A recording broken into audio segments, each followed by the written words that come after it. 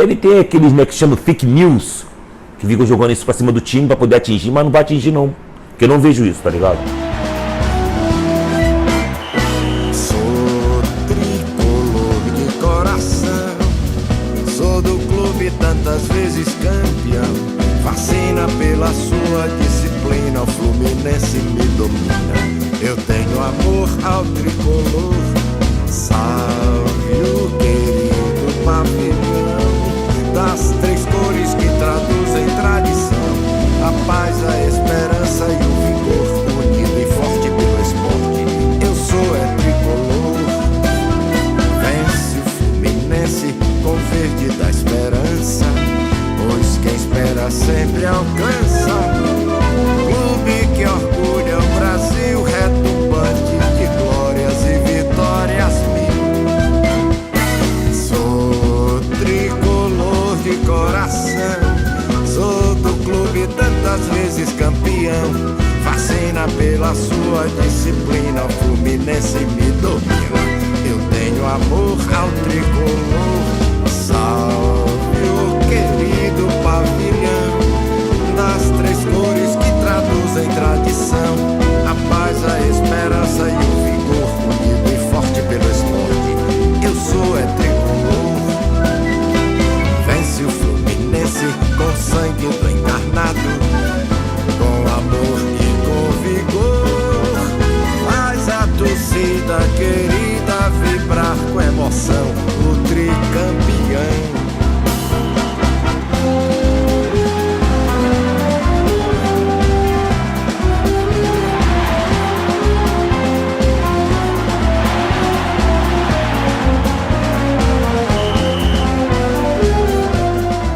Em 1947, o Mário Filho publicou aquela que foi a primeira grande obra histórica sobre o futebol brasileiro, um livro chamado O Negro no Futebol Brasileiro, que foi, na verdade, um pouco o resultado dos trabalhos, das pesquisas, das investigações que o Mário Filho, como jornalista, já vinha desenvolvendo desde a década de 1930. Qualquer obra, ela é filha do seu tempo. Então é necessário contextualizar a produção do negro no futebol brasileiro. Primeiro mérito absoluto do livro é fazer um livro sobre futebol no momento em que eu acho que ninguém pensava nisso. A literatura brasileira sobre futebol, ela continua sendo, a meu ver, muito tímida diante da relevância absoluta que o futebol tem. Talvez seja a grande obra do futebol brasileiro a nível de repercussão. Não estou nem dizendo que é a melhor ou a pior, a mais bem escrita, até porque isso vai variar de contexto histórico, né? A gente fala de um livro publicado nos anos 40 para um outro publicado no século XXI, tem diferenças de cenário, de escrita, de produção. Mas eu, mais do que uma obra literária, eu vejo como uma fonte histórica, né? O problema é que muita gente, tanto no âmbito do jornalismo como no âmbito acadêmico, durante muito tempo e muitos até hoje, usa o negro no futebol brasileiro como uma bíblia, né? É uma bíblia que você vai lá, você vai pegar, você vai referendar tudo que está ali sem uma análise crítica a priori do que tem que ser feito daquilo ali. Com esse livro de 47, o Mário Filho marcou uma leitura muito influente, muito importante sobre a história do futebol, que se fez hegemônica até tempos muito recentes. O Mário Filho está escrevendo num momento em que nem havia um certo distanciamento para você fazer uma reflexão mais profunda sobre o que é o futebol brasileiro. E o negro no futebol brasileiro acaba criando uma série de mitos, evidentemente. Os escritos do Mário Filho, infelizmente, têm uma interpretação um tanto quanto equivocada em relação ao que o Fluminense trouxe de benefício para essa população afrodescendente, né? Porque uma vez que eles aceitam, que o Fluminense aceita o jogador de futebol negro, ele já vai incluindo dentro do sistema futebolístico. E esse livro, se ele não é um marco inicial, ele é uma espécie de consolidação dessa história errônea de que o Fluminense ele tem uma conexão maior do que os outros setores, do que os outros espaços com o racismo ou com a racialização da sociedade. O Fluminense ele replicava exatamente aquilo que acontecia na época. Um livro clássico que recomendo a leitura, mas entendendo que é um livro que é escrito há quase 80 anos, que é O Negro no Futebol Brasileiro, do Mário Filho. Não à toa prefaciado pelo Gilberto Freire, E não à toa que nos leva a tentar entender essa sociedade por essa dinâmica, né? E que, portanto, o racismo que existe, ou as manifestações racistas que existem, são expressões o quê? De um mal brasileiro. Então, apesar dos méritos do negro no futebol brasileiro, a gente precisa dimensionar o livro do Mário Filho em sua época, registrar a importância que ele teve, registrar que é uma base realmente para que você reflita sobre os dilemas do futebol brasileiro, mas não é uma verdade cristalizada. Ele está aí para ser debatido, elogiado e contestado também. O negro futebol brasileiro, por mais que tragam questões sócio-históricas, é meio que um romance histórico que o Mário Filho escreve ali. E ele não tem a preocupação de um historiador, de um pesquisador, de referendar o que ele está falando em fontes ou algo do tipo. Não é a preocupação dele. E não estou nem dizendo que tinha que ser. O problema é quando a gente hoje referenda aquilo que ele não teve a preocupação de referendar como a verdade sobre determinados fatos. É isso que traz preocupações. É um livro que tem que ser lido, mas tem que ser lido, primeiro, à luz da época que ele foi escrito, na verdade, ele foi publicado na segunda metade dos anos 40, mas ele foi escrito no início dos anos 40.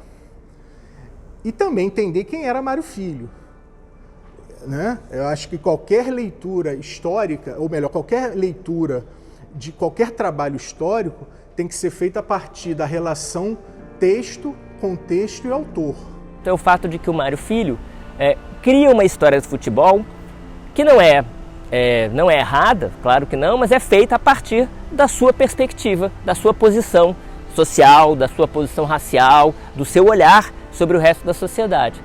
Por isso, o livro O Negro no Futebol Brasileiro, na prática, é um livro sobre o modo pelo qual os brancos, os que patrocinavam o futebol de início, teriam aceito a presença negra ao longo do tempo, até fazer essa presença virar completamente parte do futebol brasileiro já na década de 30 e 40. Tanto Mário Filho quanto Gilberto Freire e outros, que a gente podia citar uma série de intelectuais brasileiros que inclusive hoje na nossa universidade são tidos como clássicos, eles contam a história a partir do seu lugar de fala.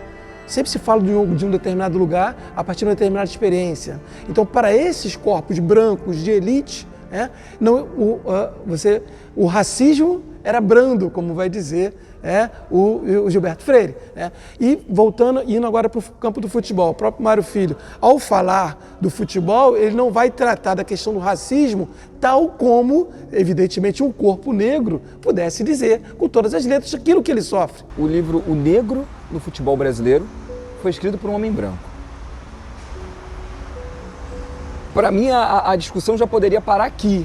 O Mário Filho era um homem branco, da classe média brasileira, e que ele não tinha uma visão, por exemplo, que o Cartola poderia oferecer do Fluminense. Então, assim, foram muitas pessoas brancas construindo a história e se negando a entender a realidade de uma forma mais crítica. Então, o Brasil vivia a eugenia, vivia o higienismo ali, tudo misturado, né, naquela fase ali. Mesmo aquilo que tem a ver com os negros, passou a ter valor na mão do branco como se fosse uma coisa genuinamente deles. Na verdade, todo mundo pode estudar todo mundo, mas existe duas coisas que são discutidas hoje em dia, que uma que se discute muito, mas com um conceito errado, que é o lugar de fala, e o outro que é o protagonismo de fala. Nós temos o nosso lugar de fala, nós estamos aqui para falar. Não é possível dentro dessa sociedade o negro aceitar sempre que ele não pode se caracterizar, mostrar a sua identidade. Dito isso, volto lá então para o lançamento, né, O Negro no Futebol Brasileiro, em que vilanizam a instituição fluminense, né, como um todo, tanto clube como torcida. Foi muito conivente você manter uma mesma história, né? E aí até, se a gente for um pouco mais a fundo, a gente pega também os interesses em relação aos clubes para os quais esses historiadores, que não eram nem historiadores, eram jornalistas, né? O que essas pessoas torciam, e aí qual é o interesse também de torcedor, porque você, enquanto torcedor, você não vai fazer um posicionamento, poxa, tô falando aqui de uma forma mais distante, né? Vou colocar o meu olhar imparcial. Não vai, né? Então tudo isso vai condicionar ali.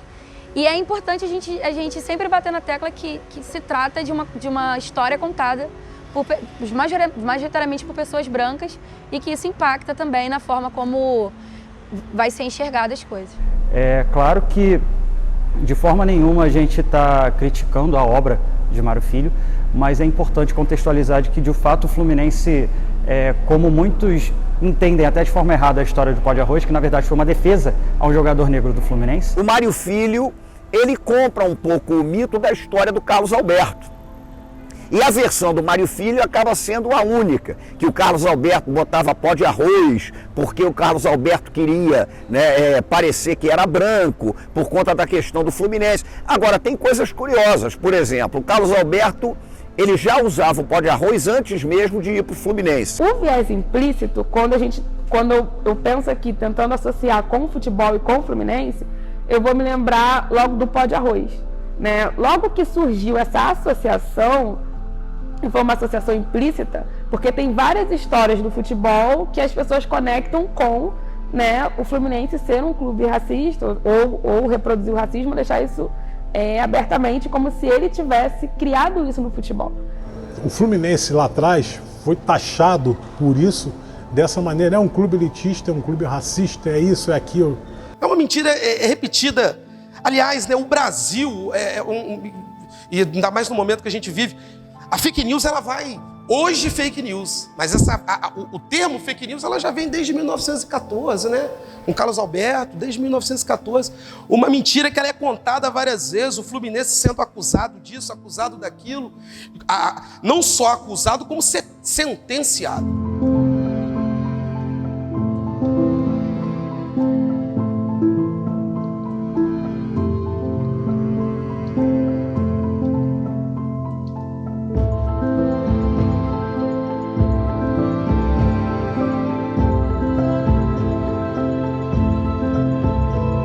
A gente precisa falar de imprensa, não tem jeito.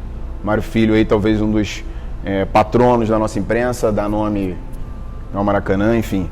E era um cara que não era fluminense, né? Então acho que isso é muito importante a gente deixar claro. E eu acho que a partir da leitura do livro do Mário Filho, você percebe que, quase que de maneira direta, ele imputa ao Fluminense, quase que de maneira exclusiva, essa coisa de ser um clube elitista, né? E com dificuldade na aceitação da pluralidade. E aí cria-se uma espécie de imaginário que coloca o Fluminense no lugar, né, do clube racista e que, portanto, era contra a popularização do futebol, enquanto os outros, em alguma medida, estariam lutando por essa popularização. E a história não é bem assim. Foi uma acusação equivocada na época. E como eu vejo essa história? De fato, a gente está falando de um período em que o Brasil já não tinha essa questão bem resolvida. Isso, é óbvio, vai chegar no futebol. Então essas acusações remontam a esse período, remontam a uma leitura completamente equivocada e não aprofundada. Foi-se pego o Fluminense como um vilão, né, da questão, virou fácil dizer que o Fluminense era um clube racista, e que foi, a todo momento isso foi, pela grande mídia, corroborado e lembrado, enfim. E eu acredito sim que essa ideia do Fluminense ser um clube racista surgiu com a questão do negro do futebol, do livro, mas também com a ideia com a história, né, com a falácia do Carlos Alberto, e que se tornou o prato cheio para o Fluminense ser ser visto como um clube racista, ser visto como um vilão desse contexto. Eu acho que a vilanização do Fluminense enquanto um clube, né, supostamente racista, ela nasce dessa necessidade de que a polêmica exista. Esse negócio do bem e do mal, essa coisa de dicotomia, esse atraso todo, faz parte da cultura brasileira. Vem da colonização. Eu acho que, bom, realmente essa vilanização, né? Eu acho que essa pressão que o Fluminense tem, né? De alguns setores, né? Uma cobrança sempre maior. Porque eu acho que tem também uma coisa assim de pessoas que estão sempre esperando que o Fluminense mostra de fato sua face cruel e racista e discriminatória. Acho que tem sempre alguém que está esperando isso, né? A gente está falando de um momento do Brasil em que o discurso oficial sobre questões raciais, a dita democracia racial, é extremamente baseada nos escritos de pessoas como, por exemplo, Gilberto Freire em Casa Grande e Senzala, que é um livro que marcou muito essa literatura que estudava questões raciais e que define um momento onde que o racismo deveria ser escondido embaixo do tapete. Tem um fenômeno específico no Brasil que é uma tentativa, uma aposta política que na sociedade brasileira não tinha conflito étnico-racial. Como o preconceito racial é um fenômeno de grande complexidade, ele não pode ser subestimado, né? O Brasil tem um histórico de subestimar o preconceito racial, a problemática racial. Democracia racial, de alguma forma, é uma maneira do racismo se apresentar dizendo: se você mantiver o seu lugar sem questionar, não haverá conflito. Então isso estava institucionalizado. O chamado democracia racial brasileira, ou não tem racismo no Brasil, todo mundo é igual, né? Criou uma subordinação impressionante. De até quando você tem talento, você tem que emprestar a alguém, né? Você tem toda essa construção de superioridade racial que infelizmente chega aqui também e se consolida no Brasil, mais especificamente no Rio de Janeiro, né? Agora, é equívoco a gente classificar que tinha um clube que seria o vilão dessa história, que seria o clube racista, e um ou outro que não seria racista. Então, a gente não pode compreender que século XX, os anos 20, anos 30, que existiria um clube que proclamasse o antirracismo. O que acontecia é que sempre teve movimento social negro no Brasil, ativistas intelectuais, ativistas em todas as áreas, que sempre bateram de frente, criticaram e que fizeram uma contribuição das mais interessantes, que foi essa roupagem da democracia racial. Ela foi criticada pelo movimento negro, que nos trouxe um elemento fundamental, ou seja, nós precisamos discutir o racismo se a gente quiser entender a sociedade brasileira. Os movimentos de resistência, eles sempre existiram dentro do Brasil. Embora muitos não tivessem a força, a capacidade de conseguir, dentro de uma perspectiva geográfica, pelo Brasil ser muito grande, conseguir criar laços do Brasil de norte a sul, mas os núcleos de resistência estavam lá. As pessoas às vezes elas acham, por conta de todo o nosso processo histórico, pelo mito da democracia racial e etc., que a população negra ela é conformada com esses problemas. Isso é um engano histórico, é um erro histórico gigantesco.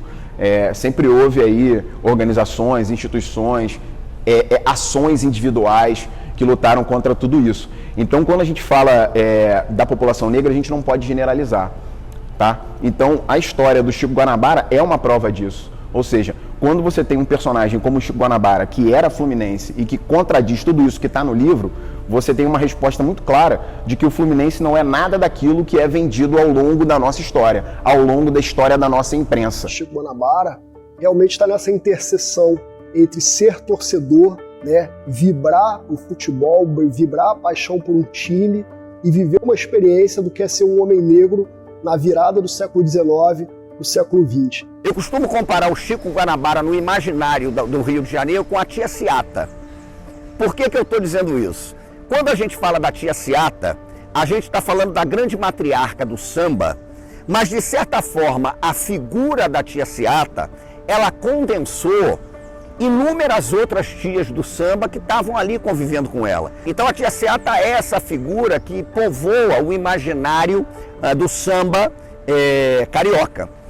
O Chico Guanabara, de certa maneira, ele representa aquela figura icônica que marca a transição entre, a meu ver, o espectador e o torcedor de futebol.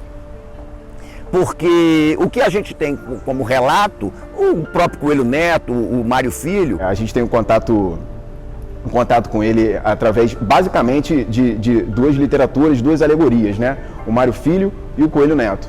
E a gente tem um contraponto, né, entre as duas visões. Quando a gente pega Mário Filho falando da figura de Chico Guanabara, ele acabava de uma forma folclórica, mas tendendo para o lado negativo. Então o Mário Filho, quando analisa o Chico Guanabara, ele analisa sob esse pedestal. Ele analisa de cima. Ele não olha no olho do Chico Guanabara, metaforicamente falando. Ele olha de cima. E quando ele olha de cima, não é o lugar de fala que ele tem.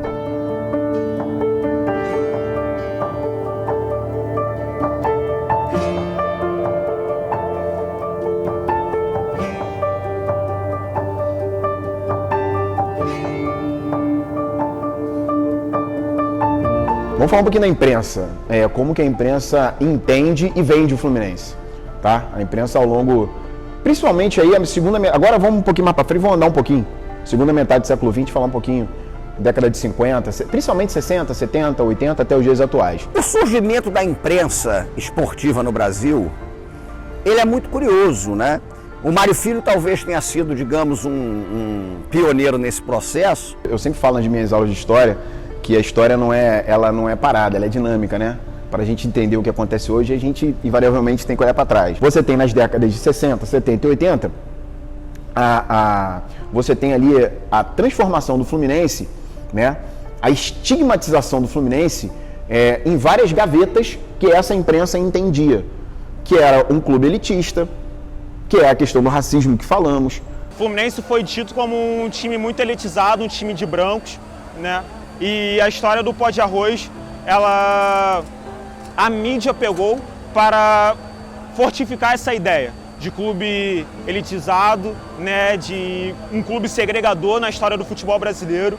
E na verdade a gente sabe, nós torcedores do Fluminense, defendemos a história real, que realmente não é isso. Tá lá o Fluminense como bode expiatório, como clube que não merece o apoio popular que tem. Mas cara, eu vou te falar, torcer para o Fluminense também é um ato de resistência. É um ato de coragem para ir tudo e contra todos. Eu reparo que, de fato, a imprensa ela tem lado.